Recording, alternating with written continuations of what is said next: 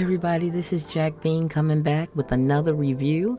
Today we're reviewing The Walking Dead, Dead City, Episode 3, People Are a Resource. This episode will show Ginny leaving from safe surroundings to go out and find Negan. And it'll also show how Armstrong is being tested in one of the most harsh ways by the Croat.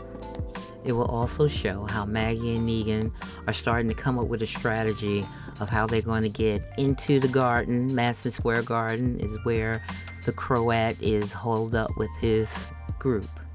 We get some answers about how things were left with Herschel before he got caught by the Croat, as well as what happened with Negan's wife and child.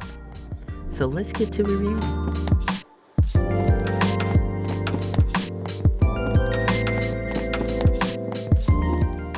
So let's start out talking about Ginny's story. So you know Ginny, we met her in the first episode. This was one that was with Negan that just wanted to follow him. He told us in that episode that her dad had gotten bitten and had turned into a walker, that she never talked after that. But that was what he had heard, because he never heard it from her, because she still wasn't talking. And even when she was in Maggie's community, she didn't talk. You know, she still wasn't talking. No one could really get her to talk, but they were trying to keep her safe and keep her there. And on the last episode, Ginny got out of there. You know, she got a bike and was able to leave the community and travel across to New York City. But a lot of this story focused on her relationship with Negan. You know, how we got to the point that she is really looking for him. She wants to be there with him.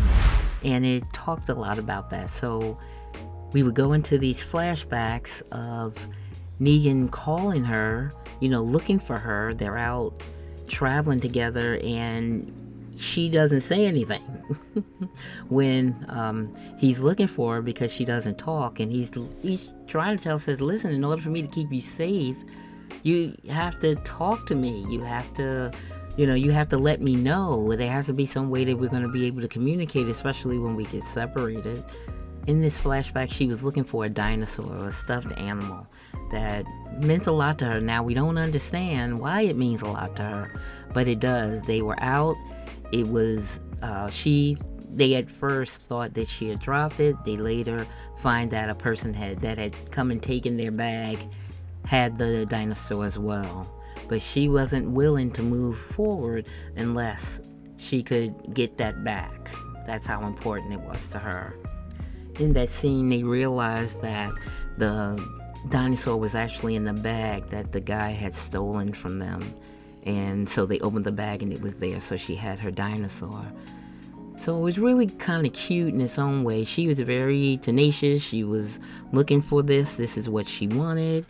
And Negan was very gentle with her, but, you know, firm enough, is like a parent just like say, no, we need to stay alive. That's what we're doing today, you know, and I'm just going to be trying to get you to some place that's you can be safe, get you to a place that you can be safe. And it's definitely the tenaciousness that's making her not pay attention to what anybody thinks. Anybody at the community that's like, oh, stay here, we'll keep you safe, everything will be good. She wants what she wants, and in this point she really wants to be there with Negan. But also, as it goes along, you find that Negan is starting to understand this about this young lady. And, you know, he goes up and he does the whistle. So when you think of the whistle, you think about the whispers and they're whistling, but it wasn't anything that severe and frightening. You know, he just like, if you're someplace, you whistle and I'll come running if you whistle. And, you know, they knew that would be how they would communicate as they were doing things. That the danger was the thing that was most important to understand. And in the end, you know, they give a hug, a really good hug. I could tell just from looking at that she had become very much special to him. He wanted to make sure that he protected her. And he had become somebody that she felt like she could count on. She understood that he cared, and he wanted to find a way, and she understood that he wanted to find a way to make sure that they can communicate with each other.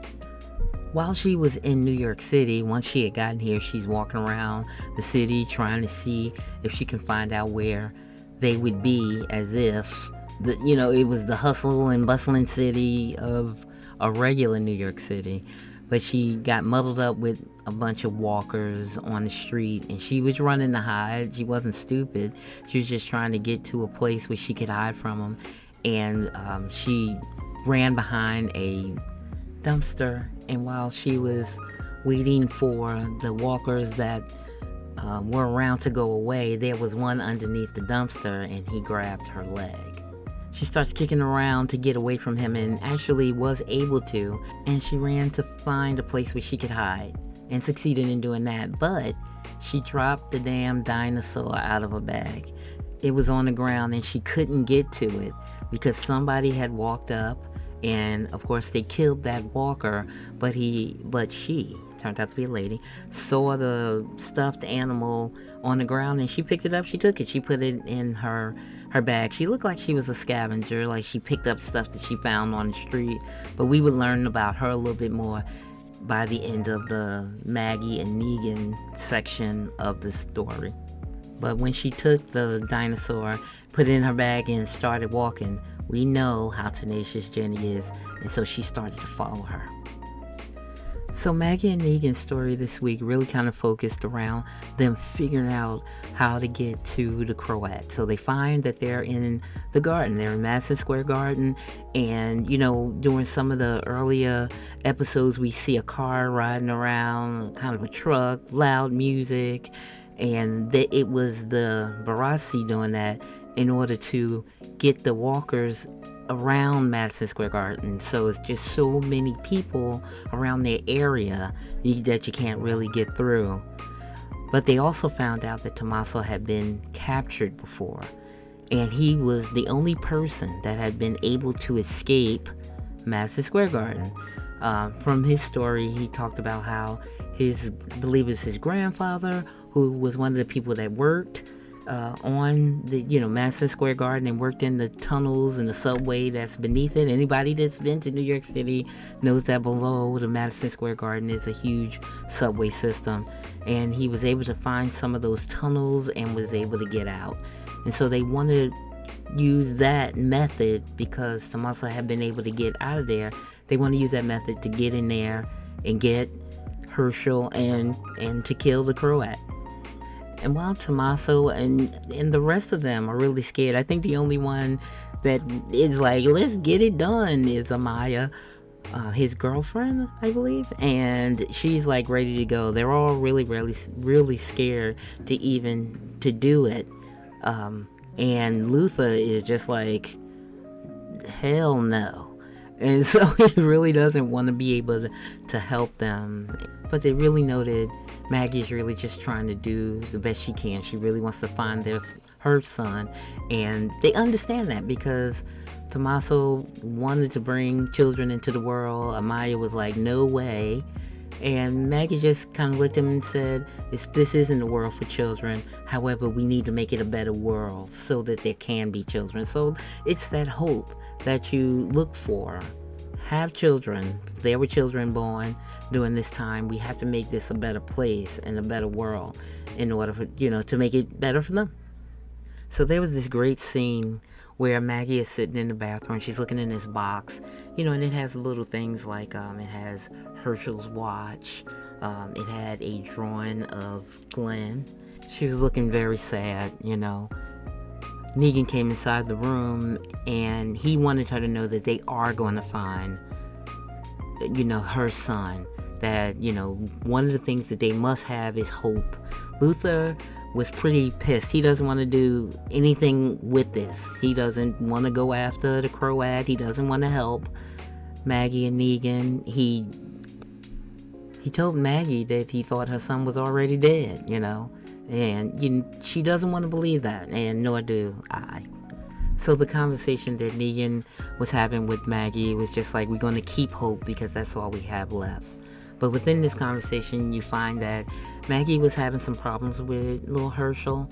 And it was because he was becoming a teenager. You know, you have that kind of thing. She feels like she was pushing him too hard and kicking him too hard and telling him, and she got mad enough at him and called him stupid. So she's really upset that that was her last conversation that she had with him. And for Luther to say that he's dead already, that's all she keeps thinking about, is that that was the last conversation that she had with him. And Negan started to tell his story about Annie. He and Annie and their son Joshua, they were living, in a little cabin. Annie went out to go and get some things, and she ended up not coming back. But he found her, but she had been robbed and beaten and raped, and she didn't want him to do anything stupid, but of course he fell into Negan mode. He fell into that mode of violence, which I kind of don't blame him, but he went and he killed these 5 people. And this is why he's being wanted. This is why he's wanted. That's why it's the wanted poster for him, because he killed these 5 people. But at the point that he killed these people, regardless of if Annie wanted him to or not, but he did it, and they were on the run, and it was hard for Annie. And him seeing that, he just told them or put them in a place where they could go on to Missouri, and he told them that he would come back and get them, or he'd come back to meet up with them and be there with them. But he never did. He misses them, he thinks about them all the time, and he hopes that they're okay.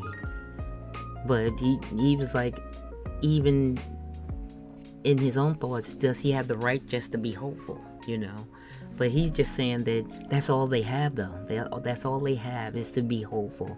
Maggie to be hopeful that we're going to get Herschel, and for him to be hopeful as well that his family is okay and they are safe. And I just loved hearing that, because I loved hearing that Annie and Joshua, or their baby, was okay. Because, my thought is that all has been that Negan falls into his old Negan self in leather jacket Negan mode when things happen, like when he loses people. And I didn't want them to be people that had got lost, because maybe at the end, at some point, they can reconcile. Tommaso and Maggie have this talk about doing whatever it takes to really protect the ones you love. And then the woman who had picked up the dinosaur when we were talking about Ginny, she's, I believe, a scavenger, and she came in, and they was like, look who's here. Did you scrounge up anything good? And she was pulling out some things. I got some things. I believe this character is called Pelouse, but I'm not sure. Don't hold me to it. She said, sure, she was showing some things that she had picked up, and Maggie saw that dinosaur. Now, she wasn't giving the stuffed animal to them, but Maggie was just kind of like, hey, I think I know a person that had a stuffed animal like that, And she gave it to Maggie. So she just gave it to her because I'm sure she won't meet a whole bunch of little kid walkers that might want some stuffed dinosaur. But I believe that Maggie knew somehow that was Ginny's stuffed animal. But then we go to a scene of Negan. He's kind of in the kitchen looking for some things that they can use when they go to Madison Square Garden. And of course, Luther comes in. But long story short, Luther wants him and Maggie out. You two need to leave. He found Negan's wanted paper, I think that Negan was holding for himself. He took it from his stuff, and he was just like, I know who you are, and I know what kind of person you are, as the one that time was like, this person is distrustful, he is charismatic. This guy, Luther, is like, you are not getting our people killed, doing anything for you. I don't want to hear it. You and Maggie need to leave. Negan, of course, knows that they need the help. They can't just, him and Maggie just can't do it alone. They really kind of need it, and he is just like, I'm not going to leave. So you're gonna get out of my way, and we're gonna go and start to prepare to kind of do this thing. And he was not gonna let him pass. And he and Negan got into a little fight, but Negan got him. He got him down. He went down. He was still alive, but I think he might have struck his head on something that kind of went into the back of his skull. And Negan, just being Negan, he's going to protect Maggie. He's going to protect what they need to do. They've had this conversation about having hope. He's going to make sure that they can get to that place to find Herschel. And so he killed him good. He made sure he's good and dead then, because he kind of smashed his head down just to make whatever was going in completely go in. It was crazy. The ending of this episode for Maggie and Negan showed Maggie with the dinosaur that she had gotten from the scavenger, taking it and putting it in a garbage can, and she started lighting a match as if she was going to just torch it, burn it up. And as you know, Ginny had followed the scavenger woman there, so it ends with her kind of sitting there looking at Maggie, who looks like she's gonna burn up this dinosaur that she's been chasing since she's gotten to New York. And then let's talk about Armstrong. So he had gotten poached by the Barazzi and the Croat, and he ended up kind of going to a suite. It was like one of the suites that they have in Madison Square Garden, where they're able to look at the games in luxury. But he's in there, and he comes in. They come in with a little food, and he comes in, he cuts on the light. There's a little bit of heat, and he was just talking about he was a scientist and that alternative energy was his thing. So he was able to figure out that the dead, not the walkers, but dead people, could be used as liquid, as batteries. Very much the Matrix kind of thing. So you could tell that he would torture people and then he would kill them. And he could, I guess, put them in some fluid and create them to battery charge heat and lighting within the garden. But he had Armstrong kind of, tied down. He had the cuffs on, and he really couldn't go anywhere. The Croat wanted to know who he was, what he was here for, and what other people were with him. And he's kind of, he could tell that this is a crazy person, and he didn't want to tell what it was. And so we find that the Croat is going to give him a test. Let's see if he's worth his weight, if he will die, or if there's some things that I can find out about him through how he would handle situations. So they put him in a cage with a walker. And of course, they gave him like nitrous, he had gas. They put gas on his face, he could hardly see. So of course, the Croat doesn't care if you're at a disadvantage. I mean, at least when Jadis put Rick in there with the walker, Rick was at least able to move himself around. He could run or something. But I digress. When they put Armstrong in the cage with the walker, he was handcuffed around a pole, so he couldn't get out at all. But he's been working against the walkers as a marshal, and he was able to get the best of the walker, wrap it, get the walker underneath those handcuffs and take his head off. And he realized that within the walker's body would be the keys for him to be able to get the handcuffs off. And he was able to do that. And of course they sent in more. Armstrong was able to put those walkers down too, but he had reached inside his boot. I don't know if he was going to get it, to put it on, or to get something out of it, but the Croat was just kind of looking like, hey, maybe something with that boot. But you can still tell that the Croat was looking at him like he was very interested in him. He did seem like at that point that he was testing him, that he wasn't trying to get him killed, but if he got killed, then he would have got killed. Like, I didn't think that he was going to come in and save him, but now I believe that he thinks that Armstrong has something that's to benefit for him, for the Barazzi, and that's what they're going to be looking for. When the Croat got Armstrong back to the suite, I'll call it, he started telling the story about it. He knows that what that was barbaric, but it has to be done. And he told him a little bit about his family. He had, I believe, a daughter and a son and a wife, and he had went out to do some things, and when he got back, they had been taken. They'd been eaten by cannibals. So maybe he was at Terminus, I don't know, but he was broken. He was just saying that he was broken. He didn't know what he would do, but quickly or soon after that, he found a person that would be his family. So in essence, he found the saviors and Negan at the sanctuary, which is what he calls his place. So I'm calling this Madison Square Garden in the Suites, but he calls it the sanctuary. And what we find out from Pearlie's side, or Armstrong, his name is Pearlie Armstrong, is that I believe that was his brother, and he was having a hard time. He wanted help. I think he was calling out for help, that he had his suicide note that was just like, I need help. I need somebody to help me. I didn't realize everybody changed their numbers. So I really believe that what Armstrong has been going through is the guilt of letting somebody that he knew and that he loved, have to sacrifice himself, because he felt like his brother felt like he was weak. He couldn't do it anymore. All the cans of food, all the hopelessness. You have to be with someone in situations like this.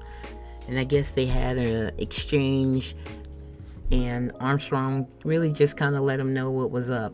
He said he had come there with 2 people, but they had died, but they were coming here to pick up a wanted man, and it was Negan. And of course, the Croat's face just was like, oh my God, it's Negan. And that's how the episode ended. So tell me what you think.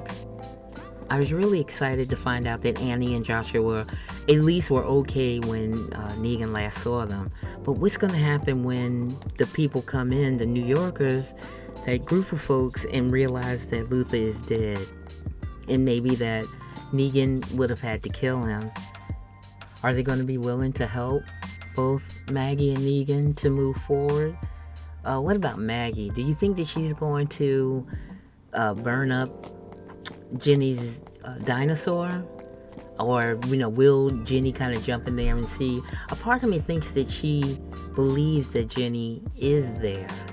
I don't know why she would think that, but I think that she has an inkling that she's around someplace, and maybe that's her way of getting Ginny to come out from hiding.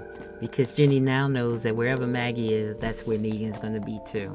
And then probably the best is just wondering how the Croat is going to take the fact that Negan is there, and how he's going to use Armstrong, if he's going to use Armstrong, in trying to capture him. Because at this point, I don't think that it should really matter if it's Armstrong that helps him do it, or his 800,000 Barazzi that he has to protect the community. If you're enjoying the content, please don't hesitate. Hit that subscribe button and hit the notification so that you know when my next video is coming out. I enjoyed this episode, and I look forward to seeing you next time. So until then,